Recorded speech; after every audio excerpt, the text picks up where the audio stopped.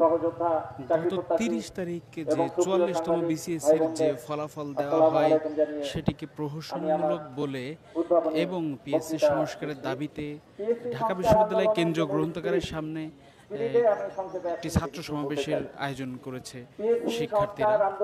তো এখন আমরা দেখতে পাচ্ছি কথা বলছেন আন্দোলনকারী একজন, আমরা সরাসরি তার কথা শোনার জন্য চলে যাব।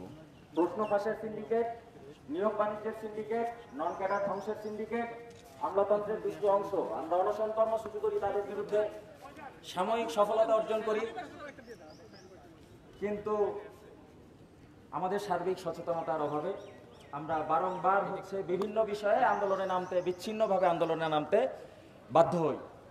পিএসসি সংস্কার আন্দোলন একটি সম্মিলিত প্ল্যাটফর্ম। আমরা এখানে চলমান বিসিএস ৪৪তম বিসিএস এর যে মহাবিপর্যয় ঘটেছে একে নিয়েই সম্প্রতি আলোড়ন সৃষ্টি হয়েছে, কিন্তু পিএসসি সংস্কার আন্দোলন শুধু ৪৪-এর অধিকার আদায়ের জন্য লড়াই করবে না। পিএসসি সংস্কার আন্দোলন ৪৫, ৪৬ অনাগত সকল বিসিএস এবং বিসিএস ছাড়াও যেহেতু পিএসসির সাথে সংশ্লিষ্ট যা যা বিষয়াদি আছে সবগুলো নিয়ে পিএসসি সংস্কার আন্দোলন একটি প্ল্যাটফর্ম হিসেবে কাজ করবে। আজকে আমাদের অত্যন্ত দুঃখ দেয়া হয়েছে, প্রতারণার শিকার হয়েছে আমরা ৪৪তম বিসিএস সম্প্রতি যে গভীর রাতে যে রেজাল্ট দেওয়া হলো, মানে নির্দয়ের মতো ৭০০-৮০০ পদের অপচয় ঘটানো হলো। আমরা এই পদগুলো, এই প্রক্রিয়ায় অপচয় ঘটে জেনে ৩-৪ মাস ধরে লিখিতভাবে মাঠে ময়দানে সংবাদ মাধ্যমে আমরা এইভাবে প্রচার করে আসছি যে এইভাবে ঘটনাটা যেন না ঘটে, পদের অপচয়গুলো যেন না ঘটে। আপনারা চিন্তা করতে পারেন ১৭০০টি পদের মধ্যে ৭০০ থেকে ৮০০টি পদই রিপিট মানে হচ্ছে আজকে আমি যদি পুলিশে থাকি, পরবর্তী বিসিএস এ আমাকে পুলিশেই সুপারিশ করা হয়েছে, আমি তো পূর্ববর্তী বিসিএস এর পরবর্তী বিসিএস এ যাব না, তার মানে ওই পদের অপচয় হচ্ছে। এরকম করে ৭০০-৮০০টি পরিবারের স্বপ্ন নিয়ে খেলা করা হয়েছে। নিন্দা জানাই, ধিক্কার জানাই। আজকে এই ঘটনা নিয়েই সামগ্রিক আলোড়ন তৈরি হয়েছে, আমরা ব্যথিত হয়েছি, আমরা একতাবদ্ধ হয়েছি। কিন্তু আমরা বলতে চাই, এবার আমরা টেকসই সংস্কারের জন্য আন্দোলনকে সংগঠিত করে আমরা উপস্থাপন করব। আমরা আন্দোলনটি এখনো সংগঠিত করছি। আমরা এপ্রিল মাসে ৮ দফা দাবি জানিয়েছিলাম, আমরা সারা বাংলাদেশে মারাত্মক সাড়া পেয়েছি। তারপরে বিভিন্নভাবে আমাদেরকে আরো অনেক বিষয়ে জানানো হয়েছে। আমরা ৮ দফা থেকে বর্তমানে ১০ দফা, হয়তো বা দফাগুলো সামনে বর্ধিত হতে পারে, কারণ আমরা সবার সাথে আলোচনা সাপেক্ষে আমরা দফাগুলো পেশ করি, পরিমার্জন করি।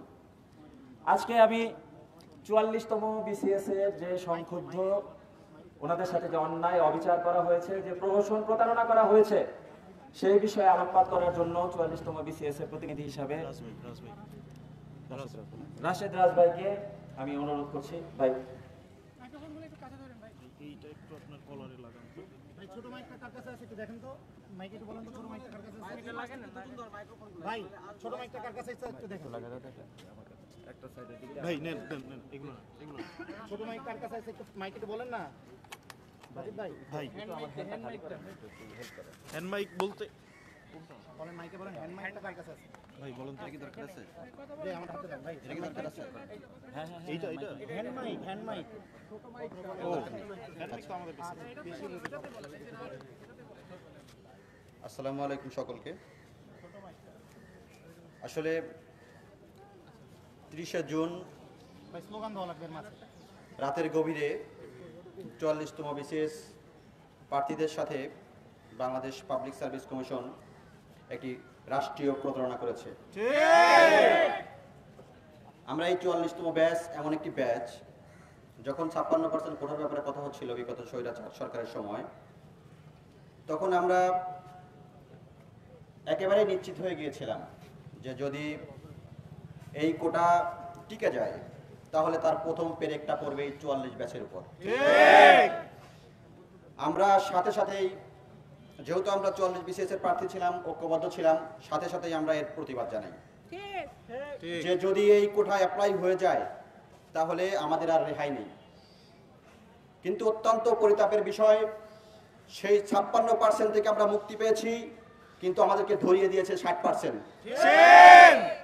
56%-এর পরিবর্তে যে 60%-এর রাষ্ট্রীয় প্রতারণার শিকার এই 44তম ব্যাচ, যারা কিনা ছিল এই জুলাই আন্দোলনের অন্যতম মূল স্টেক হোল্ডার।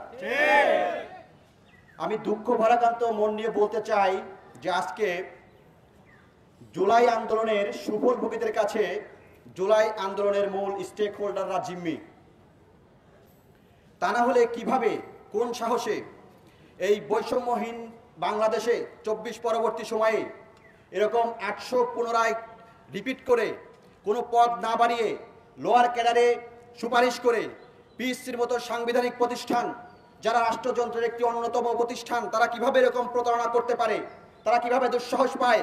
যারা ওখানে যে সকল মাননীয় সদস্য আছেন, চেয়ারম্যান আছেন, তারা তাদের নাকি অনেক সময় আসমান কাঁপত, তাদের অনেকের ইচ্ছা ছিল হৃদয় জয় করার। রাষ্ট্রযন্ত্রের অনেকেই ছিলেন যারা বলেছিলেন তারা নাকি দায়িত্ব পেলে মানুষের হৃদয় জয় করবেন। আমি প্রশ্ন করতে চাই যে এই 1200 প্রার্থীর যে এই অন্যায়টা করলেন, পেটে লাথি মারলেন, এখন আসমান কাঁপছে না? আমরা তো ছাত্র, আমরা যখন দেশের জরুরি সংকট আসে আমরা সামনে এগিয়ে আসি। 24 ছিল তারই একটি ফল। বাদ বাকি সময়ে আমরা সাধারণত পড়ার টেবিলে থাকি। 44 বিসিএস এর যারা প্রার্থী ম্যাক্সিমাম আছেন 45-এর ভাইবা দিবেন, 46-এর রিটেন আছে, 47-এর পিলি দিবেন। তারা কেন, তাদেরকে কেন, কোন উদ্দেশ্যে আবার আন্দোলনের মাঠে নিয়ে আসা হচ্ছে? আমি মনে করি এটি একটি সম্পূর্ণ উস্কানিমূলক রেজাল্ট হয়েছে, প্রহসনমূলক রেজাল্ট হয়েছে। ইতিমধ্যেই আপনারা দেখেছেন বিভিন্ন বিশিষ্টজন, সাংবাদিক, বুদ্ধিজীবী, সুশীল সমাজ, তারা সবাই আমাদের পক্ষে এসে দাঁড়িয়েছে এবং বাদবাকি যারা আছেন তাদের সাথে আমরা নিবিড় যোগাযোগ রাখছি। তারা বলছেন তোমাদের দাবি অত্যন্ত যৌক্তিক এবং তোমাদের সাথে রাষ্ট্রীয় অবিচার করা হয়েছে। আমি মনে করি বাংলাদেশের এই 24 পরবর্তী সময়ের বাংলাদেশে যে সকল পুরাতন নতুন রাজনৈতিক দল আছে তারা আমাদের সাথে অবশ্যই এই অবিচারের পাশে এসে দাঁড়াবেন, আমাদের সাথে একাত্মতা পোষণ করবেন। আমি বিশ্বাস করি বাংলাদেশে বর্তমানে যে সব রাজনৈতিক দল আছেন তারা সাম্য এবং ন্যায়ের কথা বলেন, সাম্যের বাংলাদেশ চান, একটি ন্যায়ভিত্তিক সমাজ গড়ে তুলতে চান। এবং আমাদের সাথে এই যে 44 বিসিএস ব্যাচের সাথে যে অন্যায়টি করা হয়েছে, সেই অন্যায়টি যদি আপনারা রুখে না দেন তাহলে পরবর্তী সকল ক্ষেত্রে এরকম অন্যায় আপনারা দেখতে পাবেন। বিশেষ করে 45, 46 সহ তৎপরবর্তী যে সকল বিসিএস আছে তারা যে এই অন্যায় শিকার হবেন তা পিএসসির উপযুক্ত কর্তৃপক্ষ আমাদেরকে জানিয়ে দিয়েছেন, বলেছেন এখন থেকে সকল বিসিএস এটাই হবে। বর্তমান এই আমাদের দাবিকে দাবানোর জন্য গতকাল 45 বিসিএস থেকে রিচয়েসের সুযোগ দেওয়া হয়েছে। আমরা কি দোষ করেছি?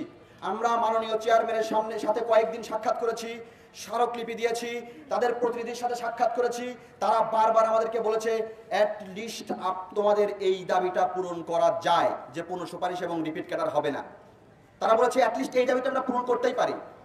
এত নিশ্চয়তা দেওয়ার পরেও কেন 44 ব্যাচ এই বৈষম্য অন্যায় অবিচারের শিকার হলো?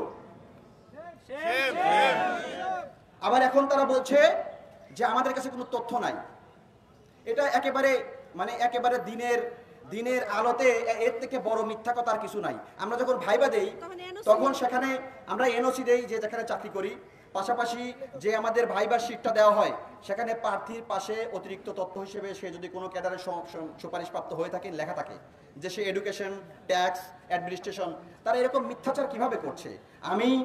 আমি আশঙ্কা বোধ করছি এবং আমি মনে করছি এটা পিএসসির যে সকল মাননীয় সদস্য এবং চেয়ারম্যান আছেন আমি তাদের অন্তর্নিহিত নৈতিক মূল্যবোধ নিয়ে আশঙ্কা বোধ করছি। আমাদের দাবি একেবারে স্পেসিফিক, আমরা আন্দোলন থাকতে চাই না, আমরা পড়ার টেবিলে ফিরে দিতে চাই। এখানকার অনেকেরই 45, 46, 47, 48 লিডার আছে, তাই আমাদের দাবি পূরণ করে দেন, আমরা ঘরে ফিরে যাব। আমাদের দাবিসমূহ 44-এর জন্য অধিযাচিত সকল পদ সহ পুনঃ সুপারিশ ও চয়েস লিস্টের নিচের ক্যাডারের সুপারিশ বাদ দিয়ে 44-এর রেজাল্ট পুনরায় প্রকাশ করতে হবে এবং পরবর্তী বিসিএস গুলোতে অবশ্যই এই ধারাবাহিকতা অব্যাহত রাখতে হবে।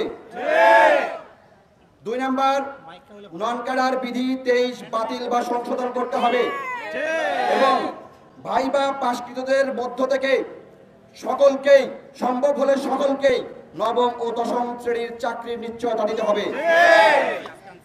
অধিকতর স্বচ্ছতার জন্য প্রিলি, রিটেন এবং ভাইবার নাম্বার প্রকাশ করতে হবে এবং পরবর্তী বিসিএস থেকে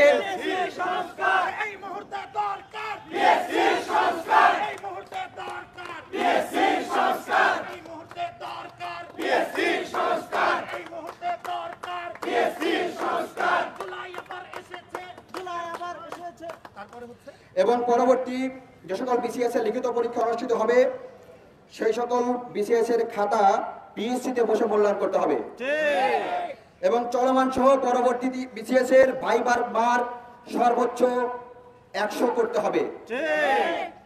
4 নাম্বার, প্রয়োজনীয় প্রস্তুতির জন্য স্পেশাল বিসিএস সহ সকল বিসিএস এর পরীক্ষার জন্য একটি যৌক্তিক সময় দিতে হবে।